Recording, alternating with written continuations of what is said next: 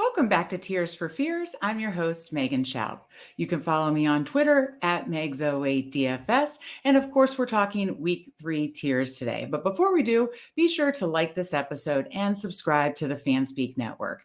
Each week, we're going to be adding more and more daily fantasy and sports betting shows and content. So please be sure to subscribe. Also, be sure to check out Run the Sims. Run the Sims is a great fantasy tools site that helps us make our tiers decisions, and they can for you too, of course. And then also be sure to check out our articles each week on fanspeak.com. We have articles all week long covering classic and showdown and tiers, underdog fantasy pick'ems. So be sure to check out all of our articles all week on FanSpeak. Of course, I have my week 3 tiers article up there that you can refer to. And then we also have the tiers simulator, which it has my core plays plugged in. So then you can just go through and just kind of get tiers lineup suggestions and go through, and you may not like every, all 8, but then you just may get some good suggestions and then you can kind of tweak things from there. So check out the tiers simulator as well. Now, before we get into our week 3 core plays, I'd like to just mention something about week 2, just as kind of a reminder. Again, we're still going to do a data show about tiers, but I've mentioned in the past about stacks and not forcing stacks in tiers. And the reason I'm bringing this up is the winning lineup in the big flea flicker contest last week had Lamar Jackson in tier 1. It had both Dolphins receivers. It actually didn't have Tua, but Tua was the highest scoring optimal quarterback in tier 5. And then it did not stack Mark Andrews with Lamar Jackson in tier 7. Why? Because Jalen Waddle was there and he scored Andrews had a great day. Waddle scored 15 more points. So that's my point. And you actually wanted a Lamar naked and Tua double stack. So that's my point is, and there's some games this week that I really love the totals and the game environments that could potentially be shootouts. And I may want to stack both sides of it. But the point is to consider game stacks or team stacks and game stacks. Just don't force them. So that's just a quick reminder. Now we're going to jump over to DraftKings and do what we always do. And I'll mention what players I'm going to fade because you can't play them all no matter how many lineups you play. What players I may sprinkle in. I play about 20, 25 lineups. So these are players I'm just playing a couple times. And then what players are in my core and then my favorite play.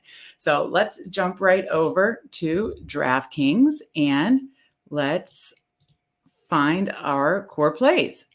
So in tier 1, we of course have quarterbacks with Lamar Jackson, Josh Allen, Jalen Hurts, and Patrick Mahomes. I know it sounds weird, but my fade is Lamar Jackson.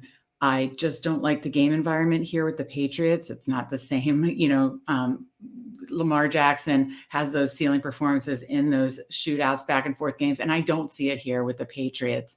And I feel like it could be like a slow pace kind of slog fest. So Jackson is my fade. I will have a sprinkle of Hurts. And if you read or listen to much of my content, I'm not high on Hurts. I think from last year, he's a great athlete and runner and gets a lot of touchdowns on the ground, but he was not an efficient passer last year. In week 1, he was 58%. In week 2, he was very efficient. But the Vikings defense, everything has context, right? And the Vikings defense was like Swiss cheese. It was awful. Now, Hurts does play a lot of bad defenses this year. But the thing with Hurts is I think he really only hurts you if you fade him, if he gets 2 to 3 touchdowns. And listen, he got 1 in week 1. I didn't play him. It didn't hurt me. He got 2 in week 2 on the Monday slate. I didn't play him. It hurt me. So if he gets 2 to 3 rushing touchdowns, he's going to hurt you. If he gets 0 or 1 rushing touchdowns, I think you're going to be okay with these other quarterbacks. Again, look who he's with. My core plays, lead me to that, is Patrick Mahomes and Josh Allen. So again, really quick, Hurts is on pace for 25 rushing touchdowns. I just want you to know, no matter how good of a season he has, that's not going to happen. That's not sustainable. I didn't think 10 touchdowns from last year was sustainable. I think Cam Newton has the highest with 12 touchdowns. So he's not going to score rushing touchdown each week. He's not going to score multiple rushing touchdowns each week. So the weeks that he doesn't score multiple rushing touchdowns, you're fine to be underweight. And that's what I'm going to do to get some leverage here, because I'm going to play the two best quarterbacks in this tier, which is Patrick Mahomes and Josh Allen. And hey, this is our first chance to play Josh Allen. He hasn't been on the main slate yet, and they are cooking. That offense is picking up right where they left off last year. So Josh Allen is my tier 1 play. Okay, over to tier 2. Boy, this is hard to decide, right? We've got all the stud receivers and Jonathan Taylor. Now, obviously this season we're seeing that the high-priced running backs have not really been getting there in the first 2 weeks, and the high-priced receivers have just been going nuclear. So I'm going to kind of stick with that. I'm fading Jonathan Taylor, and my core plays are all 4 of these other stud receivers: Diggs, Kupp, Jefferson, and Adams. And honestly, it is almost nearly impossible to rank this. I like the game environments best for Jefferson and Diggs. Kupp is just, his floor ceiling combo is insane. He does have the highest projection on Run the Sims. But I'm going to go with my favorite play is going to be Justin Jefferson. I really think he could go nuts on this Detroit Lions defense. We saw what both the Commanders last week and the Eagles the week before did against the Lions defense. And I think Jefferson and the Vikings will have a great bounce back spot here. But I will say then I have Kupp as like 1B, Diggs as 1C, Adams as 1D. It's going to be rotating through all these guys because honestly, any one of them could be the ceiling play here. But I like Justin Jefferson, and he is my tier 2 play. So over to tier 3, we have Tyreek Hill, Amon-Ra St. Brown, Jamar Chase, Christian McCaffrey, and Derrick Henry. And kind of as I said in the tier before, the running backs have let us down so far. Maybe they'll turn it around this week, but I am going to fade Derrick Henry. I do see a case, especially on DraftKings and, McCaffrey getting passing work for McCaffrey. I would hope the coaches try to utilize him better. For McCaffrey to have a ceiling performance, he's still going to have to compete with all these studs. So I will be sprinkling in McCaffrey. And then my core plays are Hill, St. Brown, and Chase. And boy, it was really hard for me to decide between these 3. Again, I like Amon-Ra in that same game, in that game environment. I think Bengals could be in a great bounce back spot. And I love the Dolphins this week against the Bills. I think that might be my favorite game environment. The Bills are going to be without multiple defensive starters. So with that said, while Chase and St. Brown are in my core, so is Tyreek Hill, and he is my favorite play. So tier 4, we have DeAndre Swift, Aaron Jones, AJ Brown, Travis Kelce, Joe Mixon, and Dalvin Cook. For this tier, be sure to pay attention on DeAndre Swift, because I honestly would love to play him if I knew he was getting a bigger workload. He only got like 10 touches last week, so that's a little scary. And he's still listed as questionable. So for this tier, as scary as it is, I'm fading Aaron Jones. I'm going to have a sprinkle of DeAndre Swift and Travis Kelce, just more because of their volatility, right? Because in tiers, you are looking for that kind of floor ceiling combo. And my core plays are AJ Brown, Joe Mixon, and Dalvin Cook. But again, I like the bounce back spot for the Bengals here. I played Mixon. He didn't get there for me last week. I like him to get here for me this week. I think he could be set up to be in a great game script. He's still getting like 24 touches a game. So Joe Mixon is my favorite tier 4 play. All right, over to tier 5, we have quarterbacks again, and we have Carson Wentz, Tua Tagovailoa, Kyler Murray, Joe Burrow, Matthew Stafford, and Kirk Cousins. Now for this tier, I know a lot of people like the game environment for the Rams Cardinals. I haven't been super impressed with either offense, outside of course, Cooper Kupp. But especially Matthew Stafford. I think he has more interceptions than he does touchdowns. So I'm fading Matthew Stafford. I'm just going to have a sprinkle of Kyler Murray. And that means my core plays are Cousins, Burrow, Tua, and Wentz. I know Wentz has a difficult matchup. I know I'm a Washington fan. But hey, maybe it's a revenge game narrative. Whatever the case is, Wentz has put up 31 plus DK points 2 weeks in a row. And I think, this could be a back and forth game and a shootout similar to the first two games that Washington had, where he's going to have to do the same thing. Unfortunately, Washington's defense is not living up to expectations. So I think he's going to have to do the same thing. Burrow, again, like the bounce back spot. Cousins, like the bounce back spot. Love the matchup against Detroit.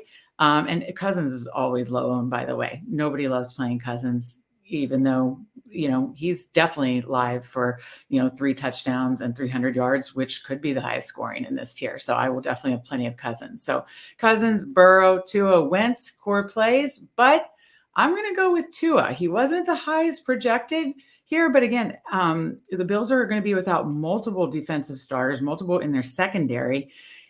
And I just think Mike McDaniel, it was the right coach for Tua. I think he has this offense cooking. I think obviously getting Hill to pair with Waddle was the right thing. Like, I was bullish on the Dolphins before the season in week 1 and week 2. I'm not jumping off now. So Tua is my tier 5 play. All right, that takes us over to tier 6, and we have Jalen Waddle, Mark Andrews, Mike Williams, Austin Eckler, Leonard Fournette, and David Montgomery. And for this tier, I kind of don't have a whole lot of interest in Mark Andrews and David Montgomery. And that's mainly because for David Montgomery, just the team he plays on, honestly, I know he's going to get a lot of touches. And in Classic, he's priced right, and he's going to actually be pretty high owned probably. But he's playing on a team with a very low implied total. And, if he doesn't get the 100-yard bonus and doesn't get in the end zone, I don't see him outscoring the other guys in this tier. Mark Andrews, I mentioned earlier, don't love the game environment. So Andrews and Montgomery are my fades. Might sprinkle in a little Austin Eckler. Be sure to pay attention to the news about Justin Herbert. We don't know officially yet what's going on there. I heard mixed reports about I don't think he threw today in practice. So just pay attention to what's going on with Herbert. That's obviously would affect Williams and Eckler. But my core plays are Waddle, Mike Williams, and Leonard Fournette. Honestly, I love all three. I'll bump Williams down, of course, if Herbert is out, and be sure I'll put notes in the YouTube comments and on Twitter. So be sure to check back. But Leonard Fournette is just getting a ton of usage, is going to have to get a ton of usage because the Bucs are playing without a lot of weapons. So, because of course, Mike Evans is out this game as well. So I am going to go, while I like Waddle, Williams, and Fournette is my tier 6 play. So over to tier 7. And of course, as we go, we have more players in each tier. We have Christian Kirk, CEH, James Robinson, Antonio Gibson, Miles Sanders, Terry McLaurin, T. Higgins, and DK Metcalf. I'm going to make this easy. I have multiple fades. I am fading DK Metcalf. Obviously, that Seattle offense is unappealing. Clyde Edwards-Helaire just isn't getting enough touches. And let's see, James Robinson, kind of a split backfield situation there. I'm going to have a sprinkle of Gibson and Sanders. I like the passing games. I like the receivers better in those games. And then, my core plays are Christian Kirk, Terry McLaurin, and T. Higgins. I mean, this one honestly is tough for me. I really love all three of these plays. I think Higgins probably has the highest projection, but I don't know that both Mixon and Higgins could get there. I'm not saying they can't. Like, I may do a lineup, 1 or 2 lineups with both of them, but in the case of the Vikings guys or Bengals, or there's multiple teams that have multiple receivers and running backs. I'm not always trying to load up both, especially in tiers. Again, it can happen. It's just not super likely to happen. So because I've already gone Mixon in tier 4, I'm going to go Christian Kirk as my favorite play in tier 7. All right, that takes us over to tier 8, and we have Curtis Samuel, Michael Thomas, Rashad Bateman, Drake London, Cordarrelle Patterson, Marquise Brown, Josh Jacobs, and Adam Thielen.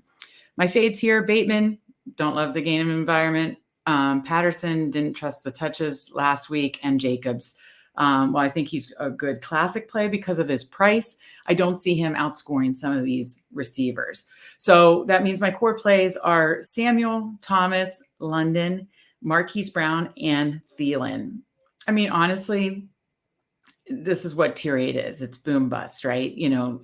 So you could make a case for any one of those guys. I actually think Drake London is getting, a lot of targets right now in air yards. And, saying, I mean, you can make that point with Marquise Brown and that kind of thing. But, I think Drake London has the best chance probably for like the 100-yard bonus. And I don't know if people will be maybe a little down on him just because of the team he plays for. So for that reason, Drake London would be my tier 8 play. But again, that's a tough one. I do like all those other receivers. All right, that'll do it for this week's Tears for Fears. Let me know in the comments section how I did, what you think of my lineup. Also, again, let me know who your favorite sleeper is. Again, you're looking for like 2 or 3 sub 15% owned guys. And I think I may have given you a couple there, but let me know your favorite sleeper this week for Tears. So thank you guys so much for joining us. Now let's go make some money, and I'll see you next time.